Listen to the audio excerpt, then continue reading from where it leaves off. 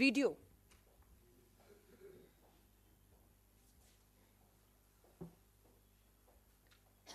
ये वीडियो 15 अगस्त 2022 का है, जब देश के प्रधानमंत्री लाल किले की प्राचीर, उस लाल किले की प्राचीर जिससे बेटी बचाओ का नारा दिया था, उसी लाल किले की प्राचीर से 15 अगस्त 2022 को आजादी का अमृत महोत्सव मनाने का नारा दे रहे थे। कथनी थी और करनी ये थी कि 15 अगस्त 2012 को देश की बेटी, उस समय 21 साल की, 5 महीने के गर्भ से थी, 11 लोग सामूहिक बलात्कार करते हैं, परिवार के सदस्यों की हत्या करते हैं, जिसमें 3 साल की मासूम बच्ची भी शामिल थी, उनको रिहा करते हैं और उसका जश्न, उनका स्वागत हार, मालाओं से, मिठाई से विश्व हिंदू परिषद के दफ्तर में होता है। और आप देख रहे हैं इन सबका स्वागत हुआ। स्वागत के जश्न के मंच पर भाजपा के विधायक और भाजपा के सांसद इन 11 हत्यारे बलात्कार के दोषियों के साथ मंच शेयर करते हैं। सुप्रीम कोर्ट का आज का फैसला कांग्रेस के उन सभी आरोपों पर मोहर लगाता है जो आरोप हमारे ये कहते रहे कि भाजपा प्रधानमंत्री जी की कथनी बेटी बचाओ की, लेकिन करनी में बलात्कारी और अपराधियों को बचाओ वाली थी, उसके साथ खड़ा है। सुप्रीम कोर्ट के आज के फैसले ने, मैं आपको यकीन दिला रही हूं, महिला हूं, देश की करोड़ों बेटियां जो न्याय की उम्मीद में अदालतों में उनके पिता और भाई के साथ लगातार चक्कर काट रहे हैं, उनकी उम्मीदों को जिंदा रखने का काम सुप्रीम कोर्ट के आज के फैसले ने किया है।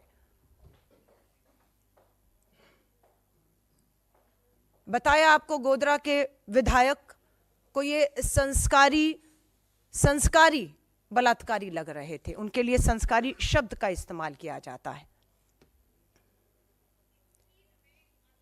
अब बात यह है कि जब आजादी का अमृत महोत्सव, एक तरफ नारा, दूसरी तरफ बलात्कारियों की रिहाई और उसके बारे में उसका जश्न, हम सिर्फ एक ही मांग करते हैं देश के प्रधानमंत्री और भाजपा को, सुप्रीम कोर्ट के इस फैसले के बाद देश की बेटियों से, करोड़ों बेटियों से देश से माफी मांगनी चाहिए। आप पूरी तरह बेनकाब हो चुके हैं। सुप्रीम कोर्ट अगर आदेश ना देता तो ब्रजभूषण शरण के खिलाफ एफआईआर करने की किसी की हिम्मत नहीं थी। वो हिम्मत आज भी नहीं दिखाई दे रही है कि उसकी गिरफ्तारी से दिल्ली पुलिस अभी भी घबरा रही है। भारत जोड़ो न्याय यात्रा, लोग पूछ रहे थे क्या जरूरत है?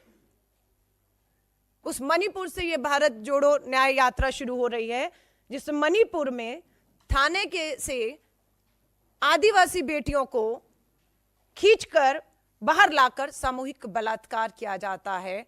ये यात्रा वहां से शुरू हो रही है। ये यात्रा हरियाणा से होते हुए पूर्व से पश्चिम के गुजरात तक देश की बेटी बिल्किस बानो हो, साक्षी मलिक हो, या मणिपुर की आदिवासी बेटियां हो, या ये भाजपा के ये सारे विधायक हैं, ये सांसद हैं, ये पूर्व केंद्रीय मंत्री हैं, सब पे नाबालिग बेटियों के बलात्कार के गंभीर आरोप हैं। हाल ही में जो रामदुलार गौर एमएलए पर हुआ, 2014 का मामला है। 2024 में फैसला आता है कि भाजपा के विधायक नाबालिग बेटी के बलात्कार, साल लग गए प्रधानमंत्री जी 2014 से 24 में साबित करते ही। और आपका तो ये कहना था नाबालिग बेटी के बलात्कारियों को पोक्सो कानून में फांसी होनी चाहिए। अभी तक ये सभी के सभी भाजपा के सम्मानित संस्कारी सदस्य हैं, पार्टी से बाहर नहीं किए गए। आज भी, अभी भी जब मैं आपसे बात कर रही हूं, भारतीय राष्ट्रीय कांग्रेस, मुझे नहीं मालूम, अभिषेक सर मुझसे ज्यादा बेहतर जानते हैं, मैं सिर्फ एक शक है कि सत्ता, संख्या, ताकत के दम पर केंद्र की भाजपा सरकार ने सुप्रीम कोर्ट के फैसलों को अध्यादेश के मामले से पार्लियामेंट में पलटने का काम किया है। क्या इस फैसले को भी, जिसमें सुप्रीम कोर्ट का आदेश है कि 2 हफ्ते के भीतर भाजपा की राज्य सरकार, केंद्र सरकार की मोहर लगने के बाद 15 अगस्त को 11 बलात्कारी हत्यारों को जो रिहा किया है, 2 हफ्ते में उन्हें वापस जेल भेजना है।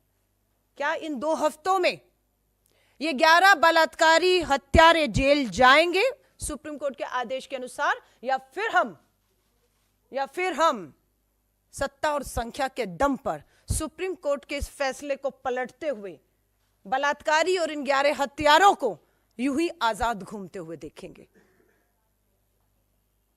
क्योंकि ये सरकार ने जब इन्हें रिहा किया, तो याद रखिएगा 15 अगस्त 2022 को जब रिहा किया, तब गुजरात का चुनाव सर पर खड़ा था। 11 को रिहा ही नहीं किया, विश्व हिंदू परिषद और भाजपा के मंचों पर बिठा बिठा कर इनको प्रचार प्रसार में लेकर गए और अपनी सरकार गुजरात में बनाई। आज 2024 के चुनाव हैं, उससे पहले यह महत्वपूर्ण फैसला आया है। अब क्या 2024 में से पहले ये जेल जाएंगे इसी महीने, जो 2 हफ्ते का समय सुप्रीम कोर्ट ने दिया है, या अध्यादेश लाके सत्ता और संख्या के दम पर इस फैसले को पलटकर 24 में ये फिर 400 पार का भाजपा का नारा, हैट्रिक के नारे को ये बलात्कारी और ये इनके विधायक मोदी जी के लिए, भाजपा के लिए साकार करेंगे? ये देश पूछ रहा है, ये देश पूछ रहा है। क्योंकि गुजरात चुनावों के पहले रिहा हुई, 2024 के चुनाव से पहले यह फैसला आया है, और हम देश के प्रधानमंत्री को कहते हैं, आइए देश के सामने, 10 साल हो गए आपके जुमले, आपके नारे हकीकत से कोसों दूर हैं। आपको बताया अपराधियों के साथ सरकार कहां खड़ी है। हरियाणा में बार बार एक बलात्कार के दोषी उम्र कैद में उन्हें आप बार बार बेल देते हैं। ब्रजभूषण की एफआईआर, गिरफ्तारी नहीं होती, न्याय नहीं मिलता है। मणिपुर की बेटियां यहां पर आपकी दिल्ली की दहलीज पर, जंतर मंतर पर अपना सर पटक पटक कर चली गई, उनके लिए भी एफआईआर और कानूनी कार्रवाई सरकार करे, सुप्रीम कोर्ट को फटकार लगानी पड़ी। तब हरकत में आई केंद्र की और मणिपुर की सरकार, और आज भी केंद्र और गुजरात में भाजपा की सरकार है। और सुप्रीम कोर्ट का यह फैसला पूरी तरह से भाजपा को बेनकाब करता है। हम सुप्रीम कोर्ट का धन्यवाद करते हैं कि उन्होंने ऐसे समय पर, जब करोड़ों बेटियां न्याय के लिए, उनके पिता भाई चक्कर काट रहे हैं और सरकार में बैठे लोग बलात्कारियों को पूरी तरह से संरक्षण ही नहीं दे रहे, अपने प्रचार और प्रसार में उनका पूरा इस्तेमाल अपराधियों का कर रहे हैं, ऐसे समय में सुप्रीम कोर्ट का यह फैसला देश की करोड़ों बेटियों में एक उम्मीद, न्याय की उम्मीद को जिंदा रखता है।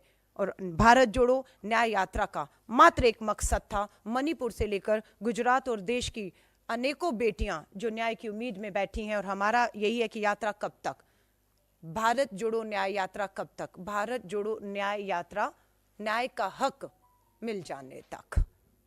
और ये लड़ाई लंबी है, उस लंबी लड़ाई के लिए 4000 किलोमीटर की यात्रा के बाद श्री राहुल गांधी जी अब 6713 किलोमीटर की, पहले दक्षिण से उत्तर और अब पूर्व से पश्चिम की ये यात्रा पे निकल रहे हैं, ताकि देश की करोड़ों बेटियां जो आज भी अन्याय के बीच में सत्ता के समर्थित इन अपराधियों का मुकाबला कर रही हैं। बिल्किस बानो के ये अपराधी दोषी 1 साल पहले 15 अगस्त 2022 को बाहर आए। आप सोचिए बिल्किस बानो और उन बेटियों पर क्या गुजरी होगी इस 1 साल में, कि आजादी का अमृत महोत्सव अपराधी बलात्कारी हत्यारों के लिए था और बेटियों के लिए आजादी नहीं, गुलामी का जहर इस 1 साल में इन 11 बलात्कारियों की रिहा में इस 1 साल को उन बेटियों ने पिया है। उम्मीदें टूट रही थी कि नहीं होगा अब कुछ, कोई न्याय नहीं होगा, पर सुप्रीम कोर्ट धन्यवाद कि उन्होंने हमारी बेटियों की, देश के अनेकों लोगों की उम्मीदों को जिंदा रखने का काम किया है। और हम पूरी वचनबद्धता के साथ इस लड़ाई को मजबूती के साथ, कानूनी तौर से कहें, हर तरीके से कहें, सामाजिक और राजनीतिक तौर से लड़ने के लिए भारतीय राष्ट्रीय कांग्रेस पूरी तरह मुस्तैदी से तैयार है।